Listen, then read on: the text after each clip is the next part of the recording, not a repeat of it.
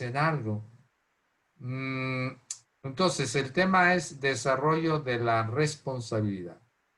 Y primero, pues ponernos de acuerdo en esto que es la responsabilidad. Y les recuerdo brevemente qué es la responsabilidad. Y viene del latín responsabilitas, que a su vez viene del verbo respondo, que quiere decir dos cosas. Primero, responder, contestar. O también prometer, jurar, garantizar. Responsabilidad es la capacidad o el deber de responder a un compromiso, de cumplir lo acordado o desempeñar el rol que corresponde, que nos corresponde. En este caso de ustedes, el rol de padres y pues también el rol de esposos, porque son padres y son esposos y como esposos educan a los hijos, ¿no? Entonces, el papá es el que sabe responder por su hijo. El esposo sabe responder por su esposa y al revés. Y para ilustrar este tema, esto de la responsabilidad, recurro a dos ejemplos, a dos imágenes, como que las imágenes son más, no sé, más fuertes. Y estas dos imágenes o dos relatos o dos historias tomadas de la Biblia. La primera imagen o el primer relato es el de Caín, de sobra conocido. El libro del Génesis nos cuenta que cuando Dios le preguntó a Caín, ¿dónde está tu hermano? Luego de que lo había asesinado, Caín respondió, ¿acaso soy yo el guardián de mi hermano? Es decir, se hizo tonto en pocas palabras. No supo responder por su hermano Abel. Es decir, no desempeñó el rol de hermano, renunció a la fraternidad. ¿Cómo se puede renunciar a ser papás o a ser esposos, no? Y el segundo es el de Pilatos. Sabemos de sobra quién es Pilatos. Nos cuenta San Mateo que en el juicio contra Jesús se lavó las manos delante de la gente y les dijo, ustedes responderán por su sangre, yo no tengo la culpa. Pues sí, qué chistoso, ¿no? Él tenía el poder para salvar o condenar a Jesús, pero se evadió de su responsabilidad. Ustedes son los culpables. Puede pasar en nuestros roles de papá de esposos o el mío de sacerdote, ¿no? Bien, entonces esto es la responsabilidad. Me decían dentro de esos puntos para desarrollar el tema, me decían compartir responsabilidades, compartiendo responsabilidades. Yo simplemente quiero dar algunas ideas para la reflexión, porque como yo les digo, pues no soy el que lo sabe, el que conoce todo, muy probablemente ustedes saben más que yo, pero para despertar su reflexión, voy a decir algunos puntos. Me decían Esteban y Helen que quienes escuchan esta charla son padres de familia, pero también hay madres solteras. Y esto varía entonces, eso de compartir responsabilidades varía, ya sea que sean papás que están juntos o sean madres solteras que tienen que educar a un hijo o algunos hijos. Me he dado cuenta de que la mentalidad sobre la responsabilidad en la familia de los papás ha cambiado. Yo tengo 70 años, ¿eh? Y he visto cómo ha ido cambiando. Antes la mamá era la que se ocupaba de las cosas de la casa, de las cosas de la casa. El papá era al trabajo y ya. Era el que llevaba el dinero. Y la mamá se ocupaba también de la educación de los hijos. Prácticamente éramos educados por nuestra mamá. El papá muy poco intervenía. A veces era el que intervenía para llamar la atención, para castigar. Pero pues ahora ya ven, los varones se han involucrado mucho más en el trabajo del hogar y en el cuidado de los hijos. Y qué bueno. La responsabilidad compartida es mucho mejor porque ayuda a crear un ambiente más familiar, cercanía, afecto, compromiso en la familia. Creo que la participación activa en cosas como el trabajo del hogar corresponde a todos los integrantes de la familia. Tareas como preparar los alimentos, servir los alimentos, la limpieza de la vivienda, la limpieza de la ropa, incluso realizar compras, mantenimiento de la casa, los bienes, incluso labores administrativas. Es normal que existan diferentes opiniones sobre la manera concreta de repartir estas responsabilidades, pero yo creo que también es bueno llegar a acuerdos. Hay diferencias, sí, pero pues dialogando, negociando, nos vamos a poner de acuerdo. Las responsabilidades y compromisos, pues yo creo que se tienen que distribuir de acuerdo a las capacidades y posibilidades de cada uno. Eso sí, creo que el servicio de autoridad en la familia no se puede compartir con los hijos. Se puede dialogar sobre los hijos, sobre cómo ejercer la autoridad, pero el servicio de autoridad en sí, pues esto les corresponde a los papás, ¿no? Podemos compartir, por ejemplo, lavar ahora los platos, barrer, etcétera, pero la autoridad, pues esa no se puede compartir, creo yo. Si ustedes son esposos y viven juntos, creo que es importante que se pongan de acuerdo en su rol como padres. No siempre quizás se ponen de acuerdo. ¿Cómo van a manejar las cosas importantes, como por ejemplo la educación de los hijos, el colegio al cual van a ir? ¿Cómo hacer la corrección? Cuando no se ponen de acuerdo, ¿qué pasa? Pues los hijos se dan cuenta y se aprovechan de esta situación. Fácilmente se dan cuenta de que el papá piensa una cosa y la mamá piensa otra y entonces pues son muy listos. Y cuando les conviene, van con uno y buscan su apoyo y el otro pues lo ignora, ¿no? Y entonces pues pueden entrar ahí en conflicto los papás. Y eso de que no se pongan de acuerdo en esas cosas importantes, pues no favorece la educación de los hijos. Si son madres solteras, las cosas cambian en esto de compartir responsabilidades, ¿no? Había que preguntarse si el padre de su hijo o de sus hijos cumple su responsabilidad de padre. Hay padres que, por ejemplo, los fines de semana, el hijo está con el papá todo el fin de semana, entre semana con la mamá, pero y ayuda a la educación del hijo, manutención económica, dedica el tiempo para estar con el hijo, lo educa. ¿Lo hace el papá del hijo? Si no lo hace, ¿cómo implicarlo en su rol de padre? ¿Cómo implicarlo en su educador en su ser educador de hijo, ¿no? Porque pues tenemos un papá y una mamá y cada uno de ellos desempeñan un papel importante en nuestra educación.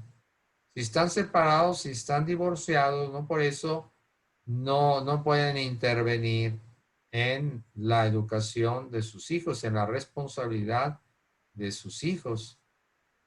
También pienso que hay que compartir la responsabilidad con los hijos. En la medida que crecen, pues ellos tienen que ir asumiendo mayor responsabilidad. Y para asumir mayor responsabilidad también necesitan mayor libertad. Porque recuerden que responsabilidad y libertad van de la mano. Quizás los hijos cada vez quieren mayor libertad, sí, pero también cada vez necesitan ser más responsables. A mayor libertad, mayor responsabilidad. Y darle responsabilidades, como decía, por ejemplo, el aseo de su cuarto, trabajos en el hogar, la administración de tiempo libre. Entonces, esas ideas sobre compartir responsabilidades, como me dieron varios puntos, y yo a veces estoy acostumbrado a desarrollar solamente un punto, pero bueno, me dieron varios puntos, entonces ahí están estas ideas para la reflexión. Eh, Dentro, el otro tema, el otro punto, perdón, que me dieron es, ¿qué necesito para vivir las consecuencias? Y después de decir unas ideas sobre este punto, ¿qué necesito para vivir las consecuencias? Voy a hacer un alto y pues si ustedes tienen algún comentario o alguna pregunta, entonces los voy a escuchar.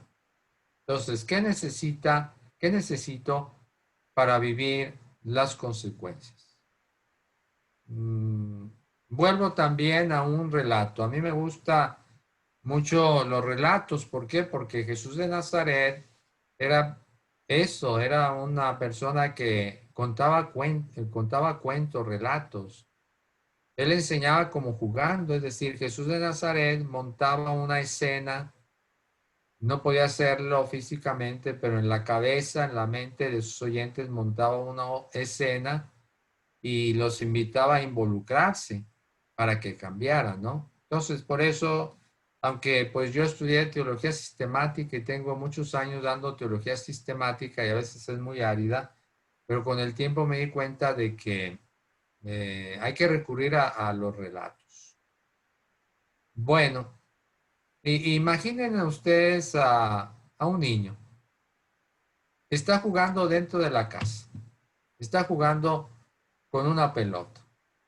Y su madre le dice, mira, hijo, no juegues aquí porque te puedes golpear, te puedes pegar contra algún mueble. Pero el niño no hace caso, sigue jugando.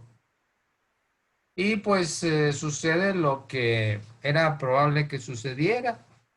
Se golpea la cabeza contra la mesa, empieza a llorar, bueno, un escándalo. La mamá, para consolarlo, para que se calle, se acerca a la mesa y le da un golpecito a la mesa diciendo, mesa tonta. Como pueden ver, se está mandando un mensaje equivocado. Eso no hace al hijo responsable de sus actos. El niño va a crecer con la idea de que él no es responsable si hace algo malo. Los demás son responsables. Se quedará con la idea de que el responsable es el profesor, el compañero, la sociedad, quien sea. Como en el caso de Pilato, yo no soy responsable, los responsables son ustedes. He escuchado también muchas historias como esta, sobre todo en estos últimos años, no sé si también donde ustedes viven. Antes, cuando yo estudiaba la primaria que llamamos aquí o secundaria, pues el profesor tenía toda la autoridad y nos corregía. Pero también en esto ha cambiado mucho.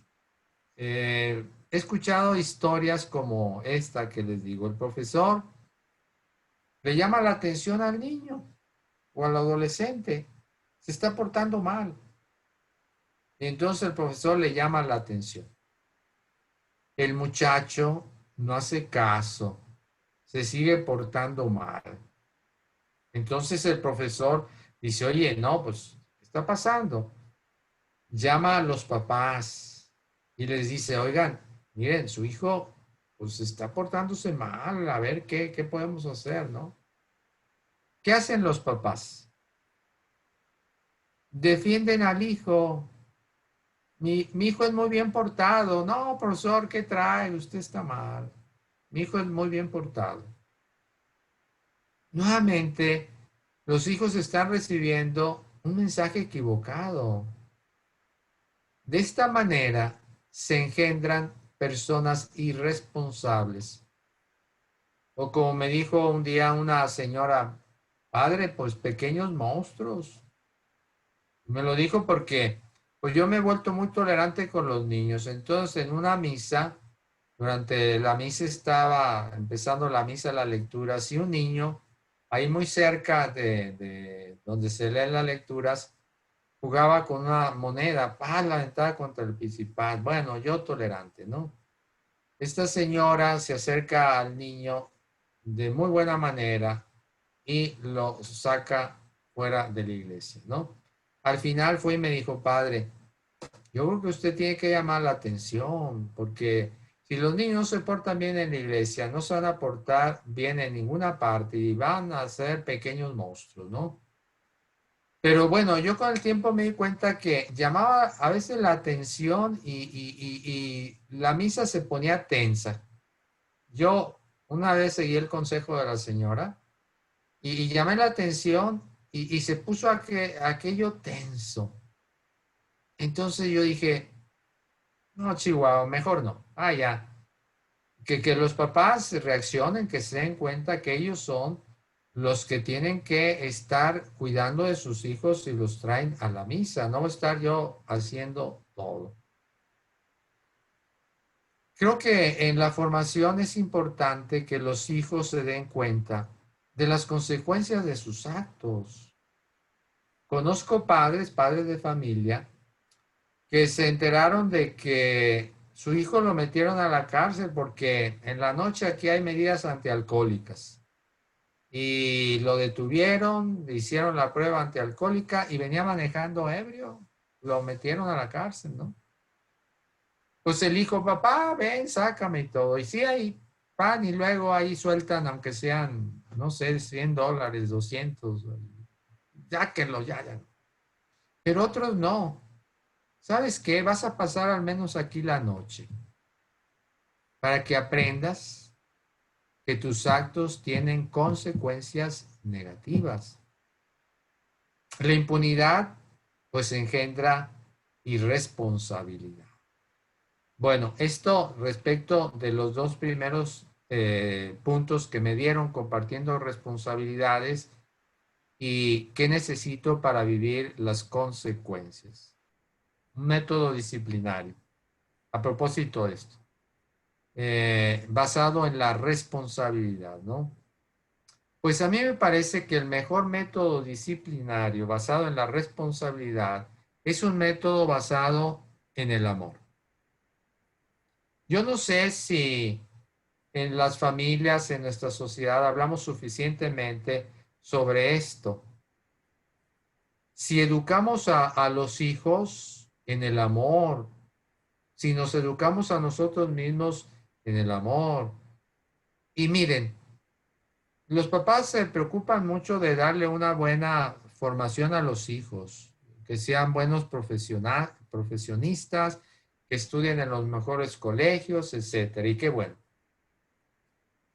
Aprendemos una profesión, aprendemos a conducir un carro, a manejar los sofisticados aparatos producidos por la tecnología, un montón de cosas aprendemos. Pero no quedemos en la cuenta de que necesitamos también aprender a amar. Los niños a veces eh, aprenden muchas cosas sofisticadas, pero no aprenden la sabiduría, no aprenden a manejar, por ejemplo, sus sentimientos, a moderar sus impulsos, etcétera, ¿no? Entonces, a veces no caemos en la cuenta de que necesitamos aprender a amar y que quizás esta es la tarea más importante de toda la vida. Aprender a amar no es nada fácil para nadie, aun cuando ya tengamos mucha madurez. Pero a pesar de las dificultades que comporta aprender a amar, es vital para nuestra vida y en la formación de los hijos enseñarlos a amar. o como dicen algunos, el arte de amar. Sobre esto quiero decir, sobre este método de disciplina, pues quiero decir algunas palabras porque también podía extenderme mucho, ¿no? Lo primero que quiero decirles es algo que parece desconcertante. Estoy diciendo que hay que aprender a amar. Y sin embargo, resulta que el amor no se aprende, que ya nacimos con él. Me llamó mucho la atención un pequeño tratado sobre el amor de un santo padre, San Basilio Magno. Él dice que el amor no es algo que pueda aprenderse con unas normas y preceptos, fíjense. No es algo que pueda aprenderse con unas normas y preceptos. Yo que estaba pensando en Jesús, ¿no? Tampoco es algo que pueda enseñarse. El amor no se puede enseñar, ni tampoco se puede aprender. ¿Qué pasa?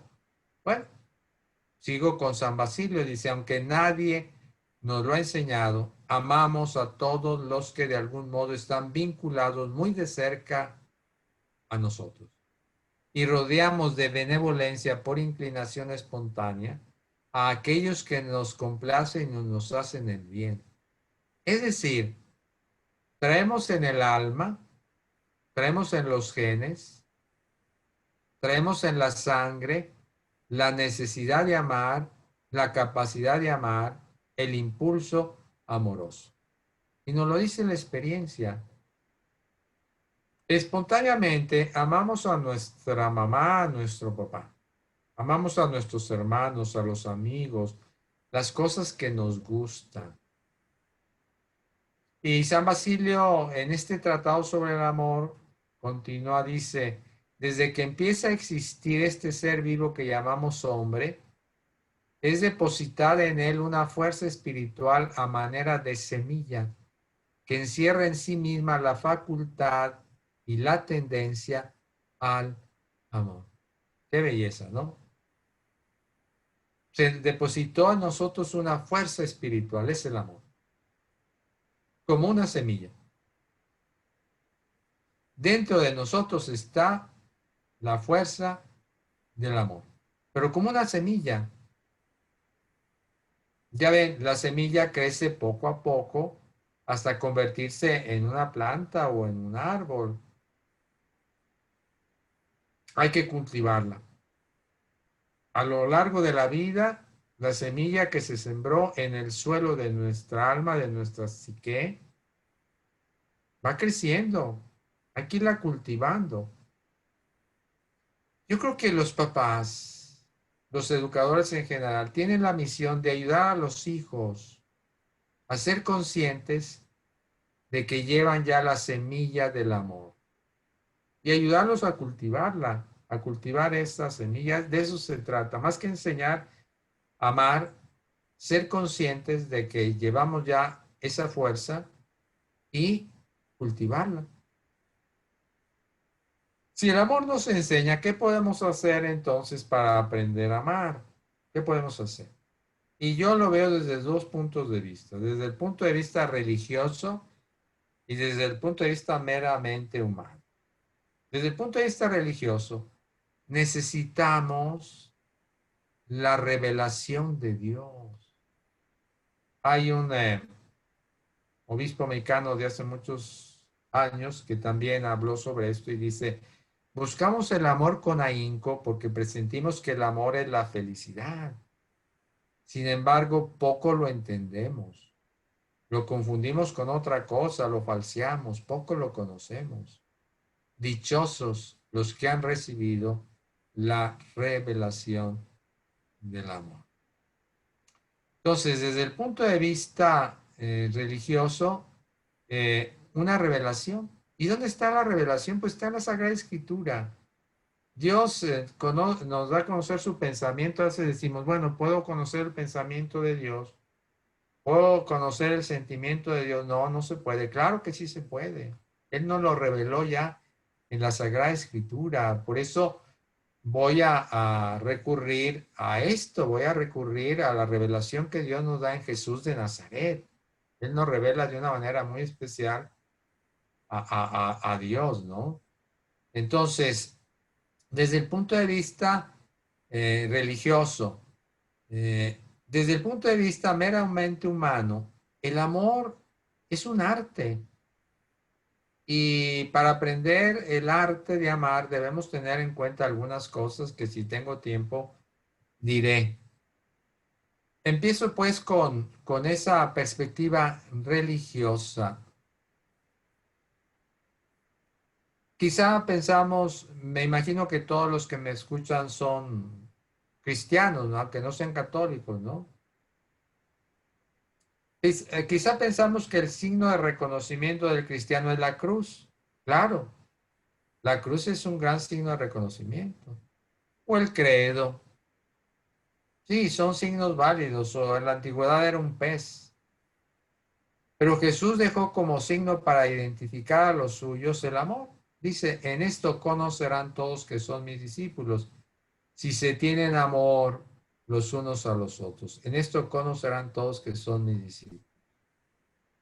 Y vaya que el clima social y familiar de la época de Jesús era muy poco favorable y recomendable para hablar de amor.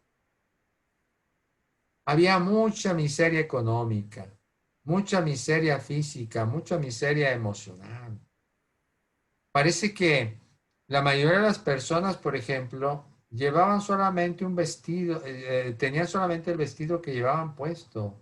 Tener otros vestidos era un lujo. Había mucha miseria física también, muchos enfermos, mucha miseria emocional. Había mucha desilusión.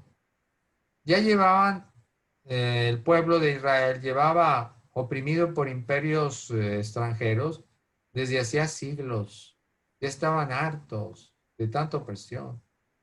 El corazón del pueblo ardía de odio, resentimiento contra el imperio romano, que era el imperio en turno, ¿no? Entonces, en este clima tan difícil, tan explosivo, Jesús crea un espacio de amor que se antoja irreal. Porque Jesús sabía que la mejor medicina para el alma enferma y atormentada es el amor.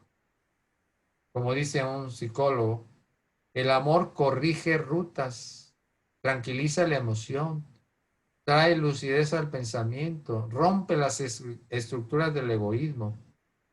El amor nos hace iguales a pesar de todas las diferencias. Por eso Jesús se preocupó mucho en la formación de sus hijos, bueno, no de sus hijos, de sus discípulos. Fíjense cómo los fue educando Jesús. Era así como piedra bruta, no escogió de gente ya formada, escribas, fariseos, no, no, no. Gente muy ruda, para irlos tallando como se talla un diamante, ¿no? ¿Qué hacía Jesús? Regaba la personalidad de los discípulos con amor. ¿Cuáles son esos puntos del método de Jesús? Pues solamente voy a limitarme a algunos puntos de esa manera como Jesús fue educando a los discípulos en la disciplina. Prioridad del contacto personal sobre las reglas y la información. Prioridad del contacto personal sobre las reglas y la información. Pues sí es cierto que las normas de conducta y la información son importantes y hay que darlas a los hijos, ¿no? Jesús no desecha, nunca las desechó, pero no las hizo el centro de su enseñanza. Jesús no es básicamente un proveedor de reglas y de información. A los hijos no se puede educar simplemente con reglas y con información, no. ¿Por qué las reglas de conducta no son el centro de la manera como Cristo fue educando a sus discípulos. Porque las leyes, las reglas de conducta buscan cambiar de afuera hacia adentro, quieren cambiar el comportamiento exterior. En cambio, Jesús se preocupa por cambiar el interior. Las reglas corrigen la parte superficial de las personas, las rutas exteriores. Jesús quiere cambiar el interior, el corazón. Y sabía que el cambio profundo se logra cuando se cambia el corazón de un hombre, de una mujer. En la metodología de Jesús, lo primero es pues la relación viva, directa, inmediata, gozosa con Él, con Dios. Era el contacto con Jesús lo que les producía a los discípulos un gozo y una libertad muy grande. Un cambio interior que necesitaba echar raíces y fue echando raíces poco a poco en esos territorios medios torcidos y tortuosos de nuestra alma. Y si Jesús los cambió en 3 años, un cambio profundo, fue porque fue a las raíces. Y ahí tienen, por ejemplo, a San Juan, evangelista, que pues yo pensaba que había sido un hombre muy amoroso porque escribe cartas maravillosas sobre el amor y Dios es amor. Y nada, ven ustedes en las primeras épocas. Juan era un hombre resentido. Cuando no lo reciben en un pueblo, que se dirigen a Jerusalén, dice, Señor, ¿quieres que hagamos bajar fuego del cielo y que lo destruya? Fíjense, qué rencoroso, qué asesino incluso. Y sin embargo, ese hombre que aparece ya en los evangelios tan amoroso, ¿qué sucedió? El método que utilizó Jesús. Y es de este contacto con Jesús donde brotan las normas. Por eso, una primera tarea es, desde el punto de vista de papás, pues ese trato muy personal, muy directo, muy inmediato con los hijos. Y si nosotros queremos aprender de Jesús, buscar la relación personal, viva, directa, gozosa con Cristo. Y a lo mejor aprendemos de Cristo cómo educar a los hijos. El método de Cristo lo aplicamos a los hijos, ¿no? Otra cosa. En el método de Jesús hay un espacio para los errores. Hay un espacio para los errores. Generalmente en el mundo del trabajo, al menos aquí en Monterrey, no se admiten errores, ¿eh? No se admiten errores. Y esto pues estresa a la gente, ¿no? Pero Jesús educó a sus discípulos para que no se desanimaran cuando cometieran errores, que no se desanimaran y que aprendieran a crecer en ellos. Esas dos cosas. Que no se desanimaran cuando se equivocaban y que aprendieran a crecer en sus equivocaciones, en sus errores. Los errores nos ayudan, entre otras cosas, a conocernos mejor a nosotros mismos. Nos hacen mejores.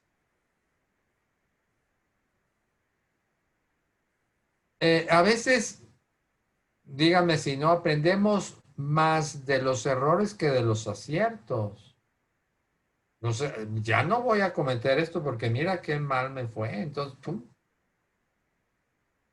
Una cosa importante de los errores es que nos ayudan a pensar. Y creo que una tarea importante de los papás en la educación de los hijos es esta. Ayudar a los hijos a que aprendan a pensar. No limitarse a señalar y corregir los errores y ya. No, que piensen.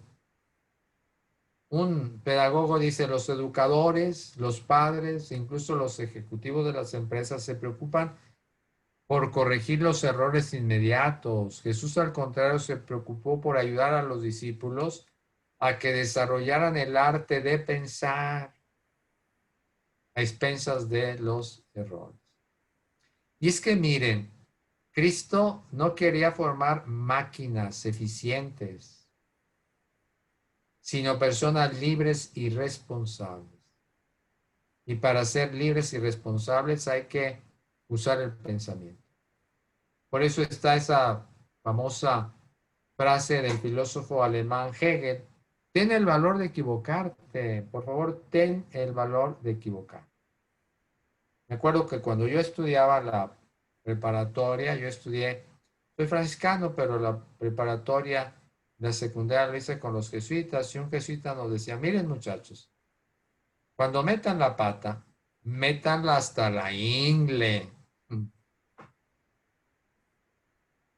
para mostrarles que no deberían de tener miedo de cometer errores y de crecer en los errores. Jesús les mostró que la culpa podía ser superada. Y lo hizo de una manera muy convincente para que entendieran. ¿Cómo? Derramó su propia sangre, entregó su vida para que ellos se vieran libres de la culpa. Por eso dice San Pablo, cuando Dios nos hizo libres por medio de la muerte de Cristo, pagó un precio muy alto. Por eso debemos hacernos, por eso no debemos hacernos esclavos de nadie. La culpa, la equivocación, el pecado es un daño, pero el gran daño es encerrarnos en ella, dejar que nos enferme. Por eso a mí me desconcierta mucho que existan cristianos atormentados por la culpa, que no saben manejar la culpa. Y miren, los papás de familia, o nosotros los sacerdotes, los padres, ¿no? Cuando vivimos encerrados en la culpa, nos volvemos verdugos para nosotros mismos y para los demás. Nos lastimamos y lastimamos. Probablemente un papá, una mamá, un sacerdote que actúa como verdugo con los feligreses o con sus hijos, es que es verdugo para sí mismo, ¿no? Entonces, pues Jesús en esto es un maestro para liberar del sentimiento de culpa. Tercero, yo sé que es a la media vamos a terminar. Si tienen alguna pregunta, ya no me alcanzó más tiempo, pero tercero, ayudar a los hijos a que desarrollen la inteligencia multifocal. Es muy importante en el método de Jesús desarrollar la inteligencia multifocal. Se los voy a explicar, ¿no? Por ejemplo, los escribas, los fariseos, los sumos sacerdotes, los saduceos, para actuar miraban la ley, miraban solamente la ley y entonces actuaban y juzgaban desde la ley. Esto hacía que se encerraran en un mundo donde hay dos posibilidades: correcto, incorrecto, moral, inmoral, feo, bonito, sí, no. En cambio, Jesús no. Veía otras perspectivas, veía otras posibilidades. Y es que, díganme si no, la realidad no es blanco o negro, no es solamente rojo, no, tiene muchos matices, muchos colores. Por eso, para tomar decisiones, para actuar, Jesús miraba la ley, pero también miraba a la persona concreta, la situación concreta que vivía la persona, miraba al Padre del cielo. Por tanto, la visión de la realidad de Jesús era muy amplia, por eso podía ver mucho, podía ver lo que otros no ven. Y cuando nosotros vamos desarrollando esa inteligencia que ponemos en varias partes, entonces se amplía el horizonte. Si adoptamos el método de Jesús, podemos ver diferentes posibilidades delante de los desafíos que la vida nos plantea, que nos plantea la educación de los hijos. No podemos cerrarnos a una sola opción. Y no sé si ustedes recuerdan esa fábula del elefante y los ciegos. Hay un video, pero como no se puede ver bien, se la recuerdo así muy rápido, ¿no? Tres ciegos se enteraron de que había llegado un elefante de visita a su ciudad y sentían curiosidad de verlo, pues ¿cómo? Más bien los llevaron ante el elefante, los tres se acercaron simultáneamente al animal para palpar. Se obstaculizaban. Y entonces uno palpó una parte, uno tocó la trompa, el otro una pata, el tercero un, una oreja. Más tarde comentaron entre ellos y dijeron, ¿cómo es el animal? No, pues el animal es como una serpiente. Pues sí, compadre. No, que el animal es como un tronco, un árbol. No, que el animal es como un abanico. Habían tocado, habían visto la oreja. Solamente cuando vemos el conjunto, cuando vemos la pata del elefante, la trompa, los colmillos, las orejas y todo, podemos ahora sí apreciar bien el elefante. ¿Qué significa esto de una inteligencia multifocal? Bueno, se los voy a poner nuevamente con relatos. Mm, Primero, Jesús no solamente ve la ley, ve la persona. ¿Recuerdan el caso de la mujer sorprendida en adulterio? La querían apedrear. ¿Por qué? Porque la ley decía hay que apedrearla.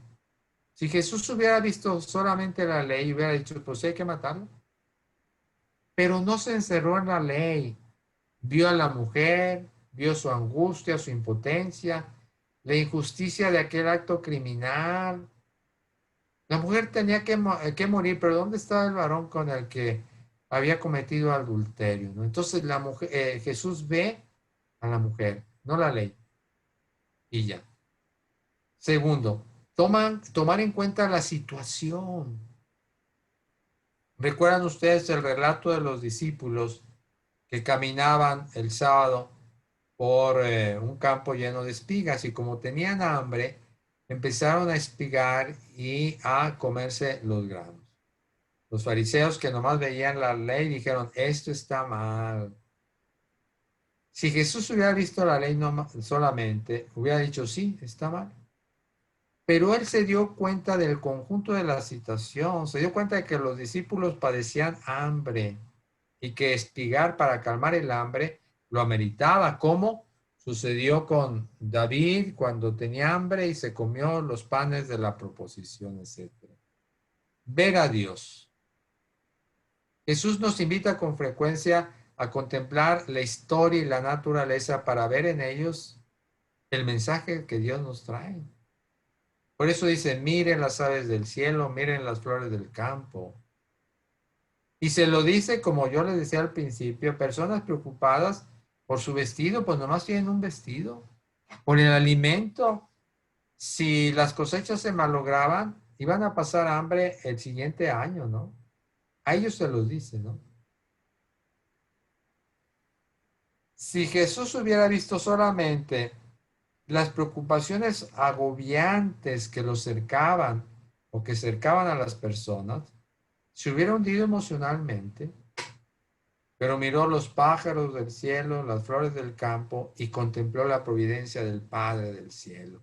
Y eso le dio confianza, le dio paz. Hace que el ánimo se alivie de tanta pesadez emocional. Finalmente, dos opciones. Ver más allá de dos opciones. A veces nomás tenemos dos opciones, ¿no? Pues hay que ver más allá de dos opciones, si se puede, si se puede. Cuando van y le dicen, ¿es lícito pagar el impuesto al César, sí o no? Ya ven, decir no lo convierte en un agitador social, enemigo del César.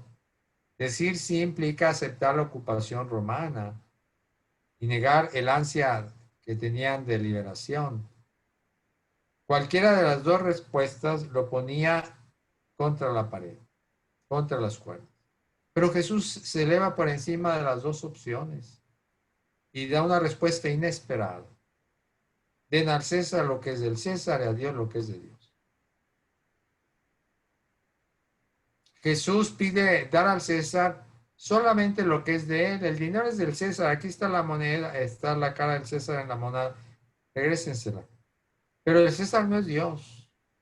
A Dios hay que darle lo que le pertenece, nuestra vida. Nuestra entrega a Él nos da libertad y nos da autonomía frente a los poderes de este mundo.